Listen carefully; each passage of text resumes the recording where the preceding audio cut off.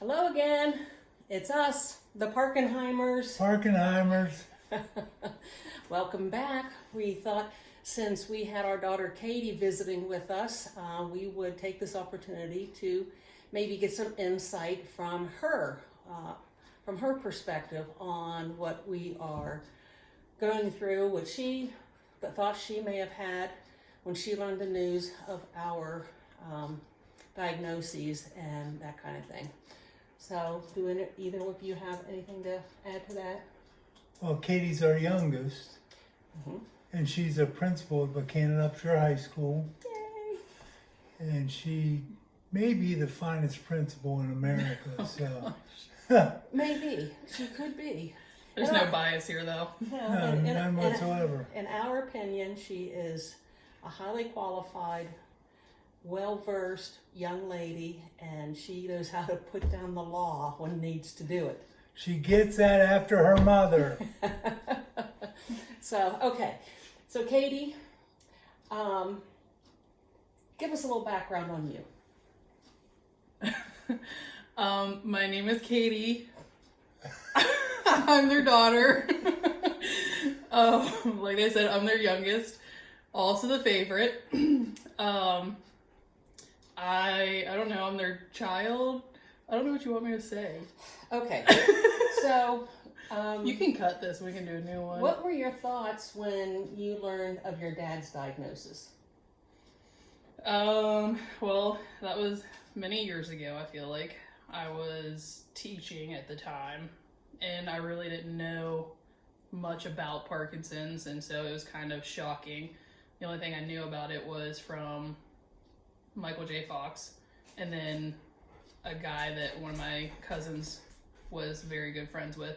And just seeing him, it was kind of, that's what I envisioned Dad being like, and it was a little scary at first, but knowing that it was going to be many years before he really had gotten to the point that that person had gotten to was a little more comforting. Okay, so you saw how that other guy was, well, and Michael J. Fox, and you immediately thought that that was going to be your dad soon, or did you think it was going to be later? My first reaction was that it was going to be pretty soon, but then Dad and you had talked to us about it and did more research and said that it was going to be several years before he got to that point. Okay. So let me ask you this. What did you think when we told you he was going to have deep brain stimulation Surgery. surgery? I mean, I thought it was good. Whatever was gonna do, they were gonna do to be able to help, because I know Dad was in a lot of discomfort. So if it was gonna give him relief, then I was okay with it. I was a little unsure at first with all the risks, but the more you guys research it, the more comfortable I felt with it. Good. Well, I'm glad you do. And how do you feel his progression has gone from 2018 to now?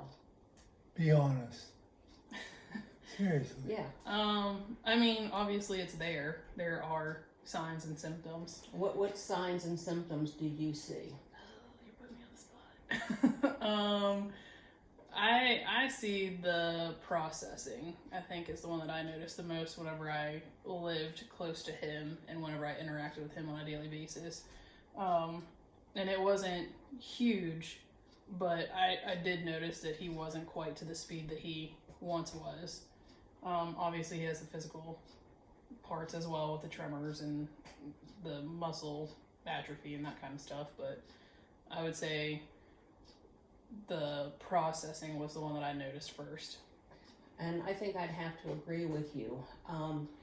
Even though cognitively his reaction time is slower, what do you think about his, I guess, his intelligence? Have you seen any fact that, he's just not, well, you said processing. I don't know how I'm trying to say this, but he doesn't seem... I'm not as bright as I used to be. Yes, you are. Though. Yeah, see, and that's the thing. You haven't lost intelligence. You've just Right. lost the speed at which you communicate.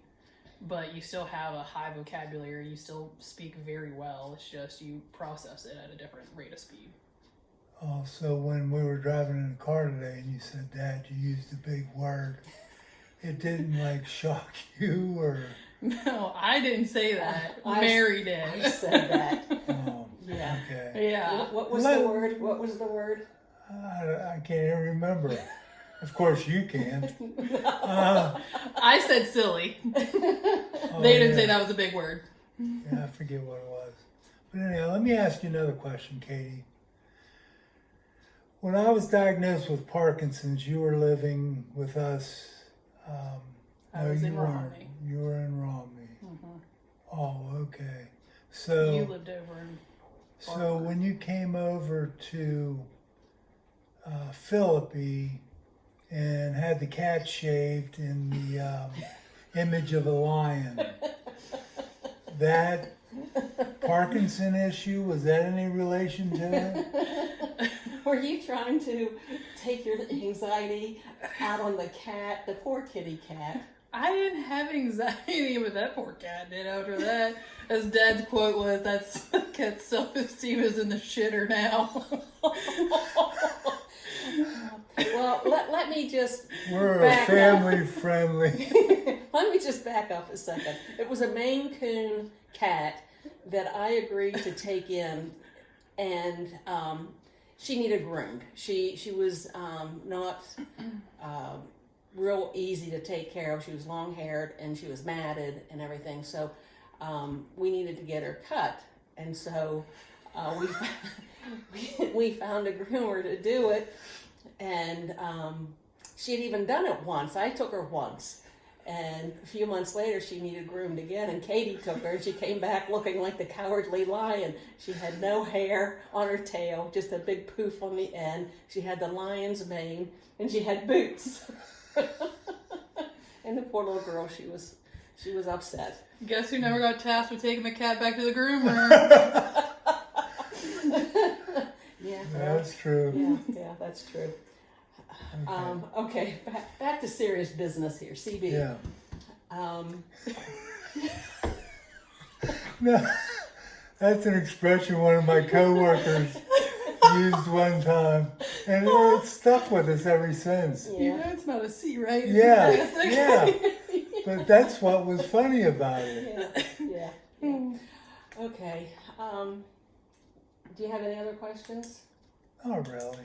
I mean, now that Mom's received her diagnosis, what kind of impression has that made on you? As there you go.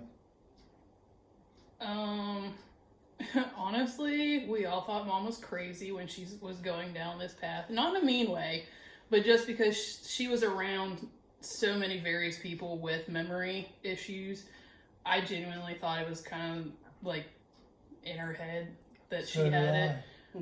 it.